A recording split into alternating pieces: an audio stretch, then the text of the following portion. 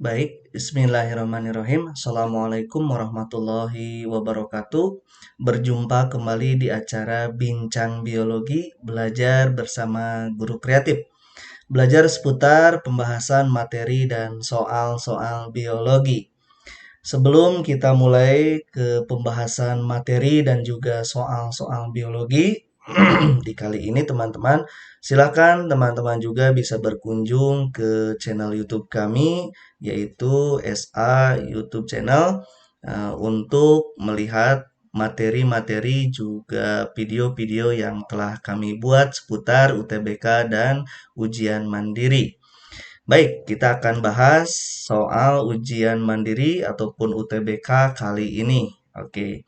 Di video ini, teman-teman, kita sudah siapkan beberapa soal untuk kita bahas gitu ya.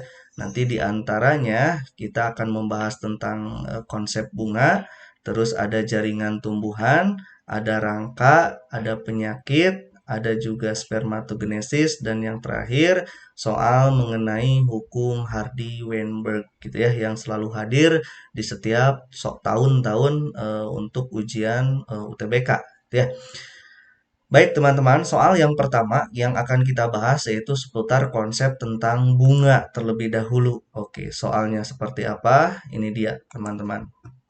Oke, di soal pertama bisa dilihat sama teman-teman, perhatikan gambar berikut ini katanya gitu ya. Di ini disediakan sebuah gambar dari struktur bunga ya. Nah, saat turun hujan katanya suhu yang ekstrim, bagian C diminta bagian C katanya, berarti yang ini kita tandai gitu ya.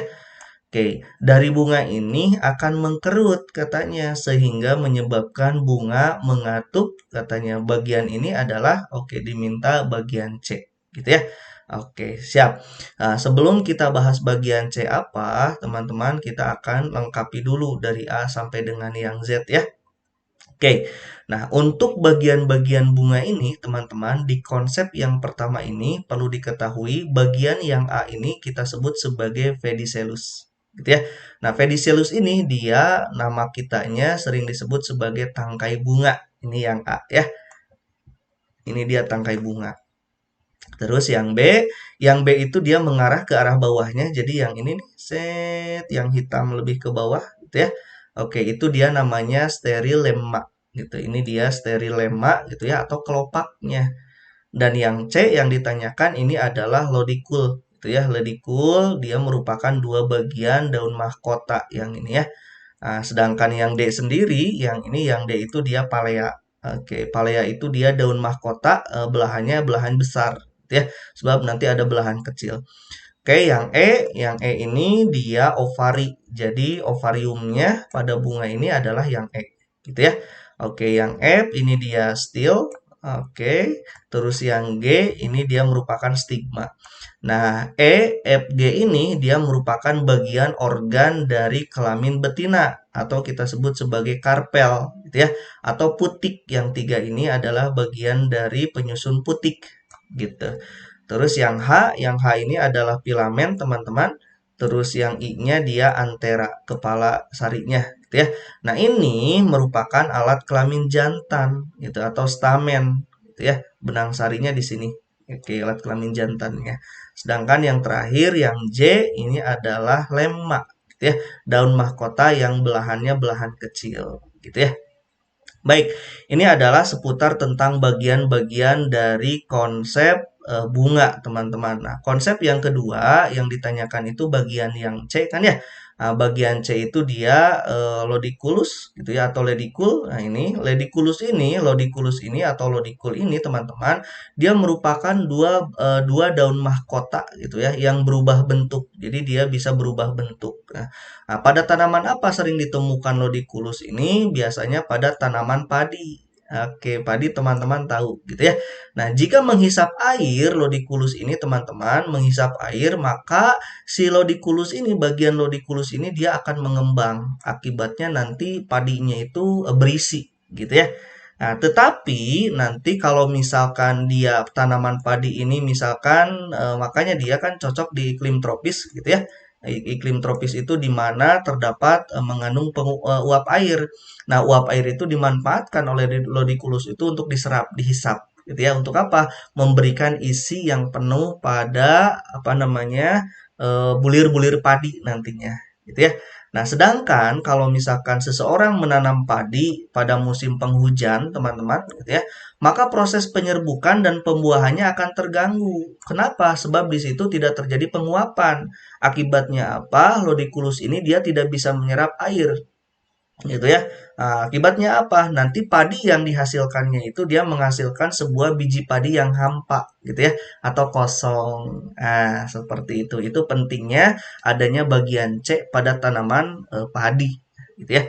Jadi yang C itu adalah kita sebut sebagai lodikul atau lodikulus, gitu ya. Jawabannya adalah yang A. Seperti itu ya. Baik, soal yang nomor kedua.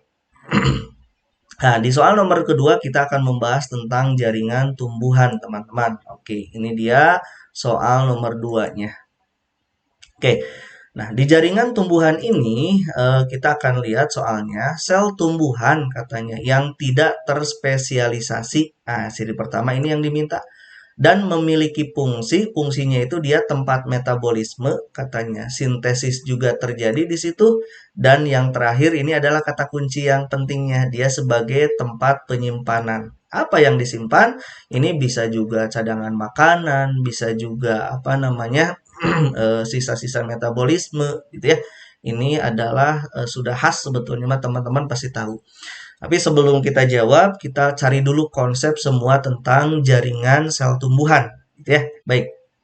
Nah, konsep tentang jaringan tumbuhan, teman-teman, jaringan itu dia kan merupakan kumpulan sel, gitu ya, yang mempunyai bentuk, asal, dan fungsi dengan struktur yang sama. Maka dia disebut sebagai jaringan.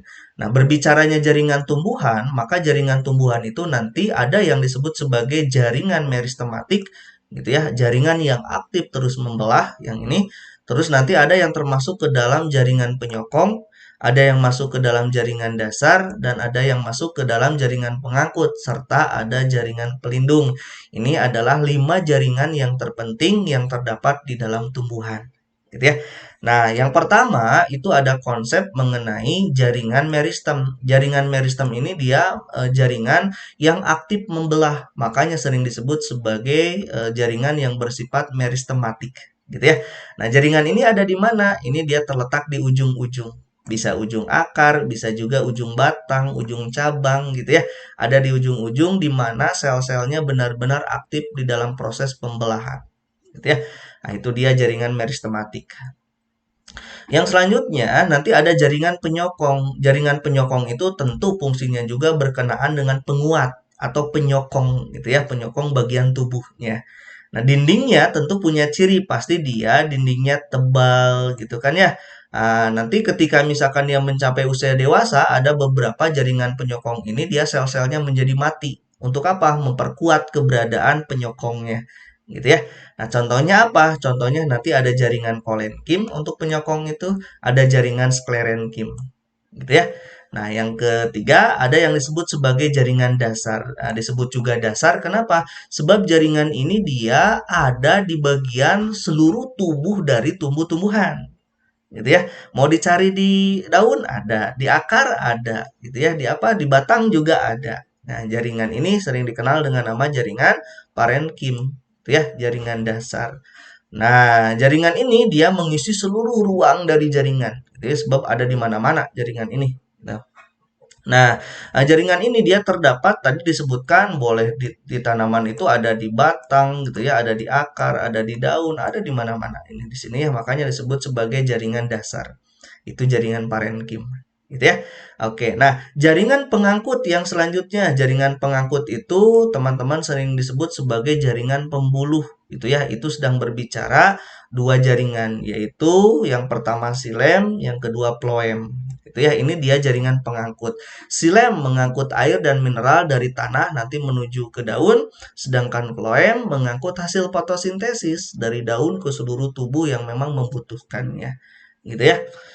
Dan yang terakhir ada yang disebut sebagai jaringan pelindung. Nah, ini dia jaringan terakhir pada tumbuhan. Jelas fungsinya pun pasti dia untuk apa? Untuk melindungi. Berarti posisinya ada di mana? Ada di jaringan terluar. Berarti kalau yang ini gitu ya. Kalau terluar biasanya dia sel-selnya itu dia menutup seluruh permukaan dari luar tubuh itu gitu ya dengan sangat rapat sekali sebab dia sebagai pelindung gitu ya. Nah, hal ini dia misalkan contohnya itu dia jaringan epidermis. Nah, jaringan terluar pada jaringan tumbuhan ya yang berperan sebagai pelindung. Nah, sekarang katanya pertanyaannya cari jaringan yang tidak terspesialisasi. Artinya dia bisa berubah lagi menjadi jaringan lain katanya dan berfungsi satu untuk metabolisme, sintesis dan penyimpanan.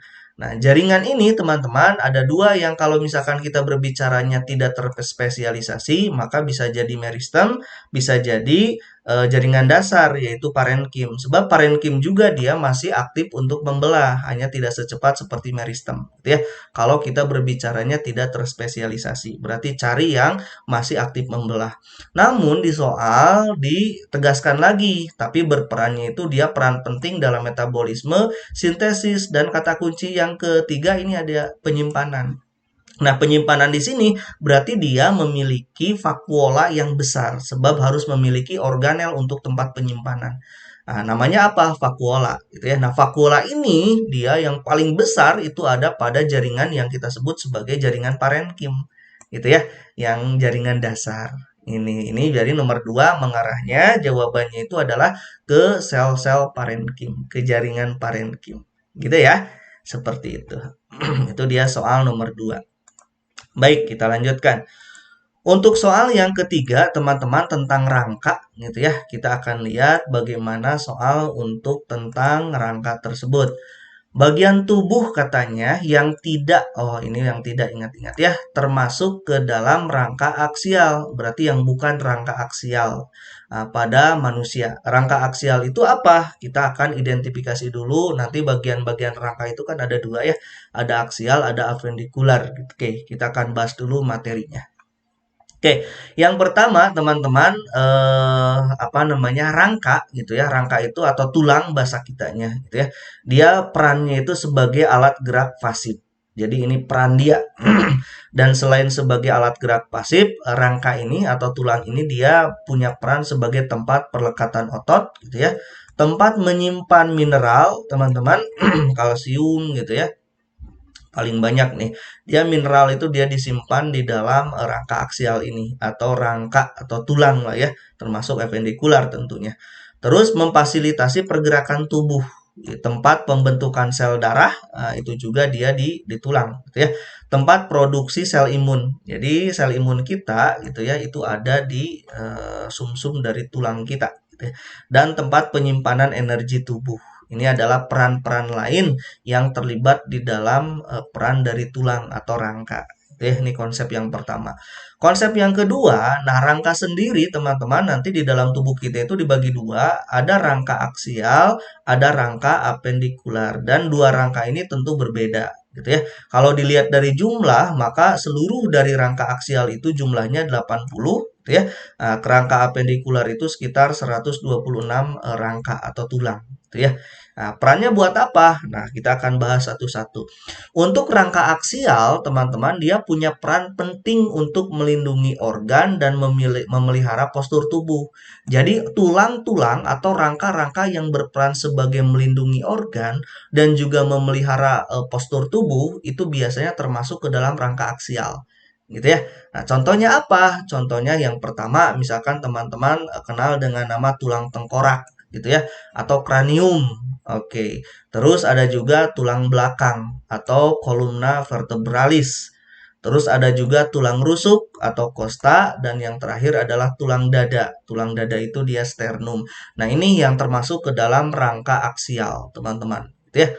Dan yang kedua, ada yang disebut sebagai rangka apendikular. Nah, kalau yang termasuk ke dalam rangka apendikular, dia tulang-tulang atau rangka-rangka yang berperan sebagai penggerak tubuh. Apendikular itu sebagai juga rangka gerak gitu kan ya.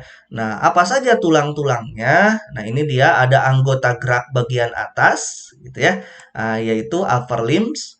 Terus ada anggota gerak bagian bawah. Ini lower limbs dan tulang panggul. Ini kalau anggota gerak atas itu salah satunya adalah lengan gitu ya sampai ke belakang sini. Ini dia rangka aksial rangka pendikular bagian atas. Rangka gerak atas. Rangka gerak bawah berarti ya kaki gitu ya seluruh dari bagian kaki kita. Terus panggul yang terakhir atau pelvis girdle gitu ya. Jadi yang tidak termasuk ke dalam rangka aksial udah ketahuan jawabannya. Kosta masuk, ini dia kosta gitu ya. Tulang rusuk, sternum masuk, tulang dada, kranium masuk, tulang tengkorak, pelvis girdle, ini dia panggul, berarti bukan. Kolumna vertebralis itu dia aksial juga. Gitu ya. Jadi jawabannya adalah yang tidak termasuk rangka aksial yaitu pelvis girdle. Gitu ya. Oke, itu dia soal nomor 3. Baik. Soal nomor 4, teman-teman, ini tentang suatu penyakit. Kita akan lihat penyakit apa yang muncul pada soal ini. Oke, di soal nomor 4 ini ternyata dikeluarkan sebuah penyakit emfisema. Tetapi soalnya pilihlah yang bukan merupakan ciri-ciri dari penyakit emfisema. Ini berkenaan dengan sistem pernapasan, gitu ya, yang menyerang paru-paru tentunya. Berarti tapi kita cari yang bukan. Oke, kita akan cari dulu nih konsep atau materi mengenai emfisema itu sendiri. Ya, baik. Nah, teman-teman, berbicaranya emfisema, dia itu sebuah kondisi di mana kantung udara pada paru-paru, berarti kantung-kantung udara itu siapa? Alveolus berarti, gitu ya. Nah, secara bertahap itu dia ternyata mengalami kehancuran. Jadi kalau mengalami kehancuran, maka otomatis pertukaran gas di sana akan terganggu, gitu ya. Itu dia emfisema. Nah, sedangkan ciri-ciri utamanya pada kelainan emfisema itu, teman-teman, yang pertama, hilangnya elastisitas paru-paru secara permanen. Berarti kalau permanen, elastisitasnya hilang, maka apa yang terjadi gitu ya? Termasuk bagian dari pelindungnya, pleuranya, bagian-bagian dari paru-paru itu sendiri dia mengalami kekakuan gitu ya, tidak lagi elastis gitu. Akibatnya apa? Selanjutnya pertukaran oksigen otomatis dia pasti terganggu. Kalau pertukaran oksigen terganggu, maka apa yang terjadi? Nanti jantung itu dia mengalami tekanan arteri yang sangat besar gitu ya. Dia apa yang terjadi? Akibatnya bagian ventricle dari jantung itu dia akan menjadi membesar gitu ya. Ada istilahnya bekak jantung gitu ya. Itu dia kekurangan oksigen di situ. Oke, dan yang ketiga ada penyakit penyakit ini biasanya karena terpapar ini cirinya itu oleh zat-zat kimia gitu ya. Zat-zat kimianya dari mana? Bisa dari polusi udara gitu ya, dari kendaraan bermotor juga bisa. Tapi yang lebih dekat dengan kita itu adalah biasanya dia diakibatkan akumulasi yang banyak dari asap rokok, teman-teman gitu ya. Ini akibatnya apa? Akibatnya akumulasi udara yang kotor ini menyerang paru-paru gitu ya. Bisa jadi lama kelamaan ada bagian paru-paru yang mengalami fungsi yang memang jadi tidak normal gitu ya. Nah, itu dia ciri dari tentang kelainan dari emfisema gitu ya. Berarti jawabannya yang bukan termasuk ke dalam emfisema itu ciri dari penyakit emfisema, teman-teman. Oh, ini ada satu lagi. Ini berkenaan dengan jawabannya tentu gitu ya. Nah, ditemukan pada penderita bronkitis. Nah, bronkitis kronis ini dia tidak ada hubungannya dengan ciri dari emfisema. Bronkitis ini, teman-teman, dia suatu kelainan salah satu penyakit saluran pernapasan gitu ya yang menyerang daerah bronkus tentunya. Berarti tidak ada hubungannya kalau emfisema itu dia langsung menyerang bagian dari paru-paru paru-parunya kena. Kalau bronkus itu dia saluran dari luarnya gitu ya sebelum masuk ke dalam bagian dari paru-parunya. Nah, bronkitis itu dia bagian bronkusnya yang mengalami kelainan gitu ya. Berarti tidak ada hubungannya dengan emfisema. Sedangkan pleura dan yang lainnya itu adalah ciri utama atau ciri yang dimiliki dari kelainan atau penyakit emfisema. Gitu ya. Oke, itu adalah konsep yang keempat. Oke, selanjutnya kita masuk ke soal yang nomor 5, yaitu tentang spermatogenesis. Oke, ini dia soalnya. Oke, di soal yang kelima mengenai spermatogenesis ini teman-teman, untuk merespon katanya sekresi FSH gitu ya, sel Sertoli pada proses spermatogenesis akan menghasilkan hormon apa? Jadi katanya Sertoli ini dia akan menghasilkan suatu hormon untuk apa? Untuk merespon sekresi dari FSH supaya FSH ini dia mengeluarkan keluar gitu ya, supaya FSH-nya keluar. Nah, Sertoli itu menyuruh apa gitu ya untuk mengeluarkan sekresi FSH dari hipofisis gitu ya. Nah, baik, kita akan bahas satu persatu berkenaan dengan spermatogenesis ini ya. Baik, spermatogenesis ini teman-teman dia merupakan sebuah konsep mengenai proses pembentukan sperma. Nah, di mana tentu di organ kelamin laki-laki gitu ya, lebih spesifiknya adalah di tubulus seminiferus yang berada di dalam testis. Jadi testis itu dia sebuah organ yang di dalamnya banyak saluran-saluran yang kita kenal dengan nama tubulus seminiferus. Disitulah tempat di mana sperma dibentuk gitu ya. Itu konsep yang pertama mengenai spermatogenesis. Yang kedua, teman-teman, produksi sperma pada manusia ini memang dipengaruhi oleh banyak hormon. Yang pertama, hormon yang umum yang berpengaruh itu adalah ada yang disebut sebagai gonadotropin, gitu ya. Nah, inilah yang akan dia merangsang kelenjar hipofisis bagian anterior, teman-teman. Ingat hipofisis itu kan ada dua ya, ada posterior, ada anterior. Nah, gonadotropin lah yang akan merangsang bagian anterior, gitu ya, untuk mensekresikan FSH dan LH. Ya, nanti kita akan ini juga FSH dan LH juga gonadotropin juga dia bisa keluar dari hipofisis, dia juga dirangsang, disuruh oleh Sertoli. Nanti kita akan bahas gitu ya. Nah, Sertoli dia menghasilkan apa? Kita akan lihat gitu ya, saling merangsang ini. Yang kedua ada FSH, tentu ini yang berhubungan dengan produksi sperma ya. FSH itu dia follicle stimulating hormon gitu ya, dia merangsang tubulus seminiferus gitu ya. Dan juga siapa? Dan juga Sertoli gitu untuk menghasilkan ABP. Nah, nanti kita akan lihat selain ABP apa saja yang dikeluarkan oleh Sertoli ini. Gitu ya. Untuk umpan balik nanti merespon sekresi FSH lagi. Nanti kita akan lihat gitu ya. Selain ABP. Dan juga ada LH. LH itu luteinizing hormone. Ini yang berperan di dalam proses merangsangnya sel-sel interstisial gitu ya. Misalkan sel Leydig gitu untuk dia mensekresikan hormon testosteron gitu. Jadi di dalam testis itu ada dua sel yang terpenting, yaitu yang pertama ada sel Sertoli, yang kedua adalah ada sel Leydig. Dua sel ini dia berperan aktif di dalam proses spermatogenesis di dalam testis, jangan lupa ya dua sel ini. Oke. Dan yang terakhir ya pasti yang berpengaruh adalah testosteron. Dia merangsang perkembangan organ seks gitu ya. Primer pada saat embrio yang belum lahir tentunya. Dan nanti mempengaruhi ciri kelamin sekunder.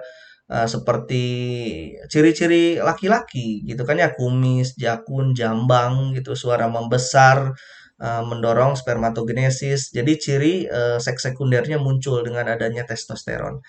Nah, adapun berhubungan dengan sel Sertoli, teman-teman, ini Sertoli ini dia mampu mensekresikan suatu senyawa untuk merespon balik sekresi FSH, gitu ya. Apa? Nah, kita akan lihat yang pertama tadi sudah disebutkan, dia menghasilkan ABP, gitu ya, androgen binding protein.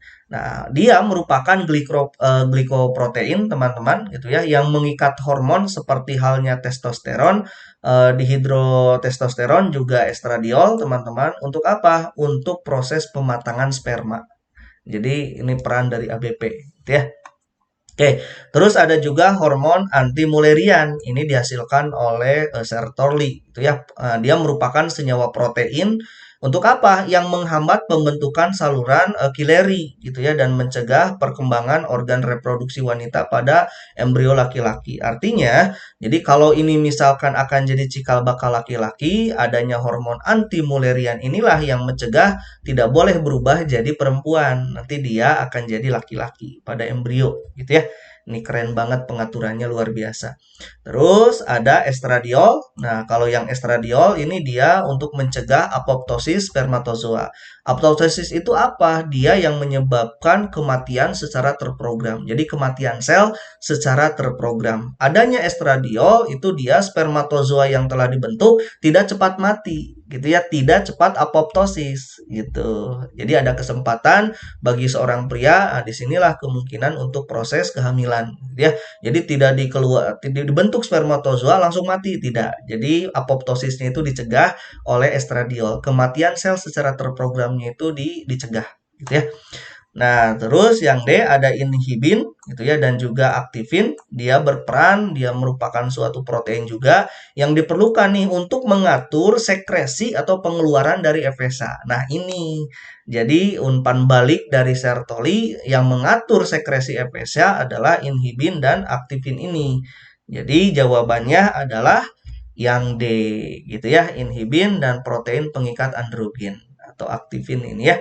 Oke, jawaban yang nomor 5 adalah yang D. Oke, baik teman-teman. Yang terakhir di video kali ini adalah soal nomor 6 mengenai hukum Hardy-Weinberg.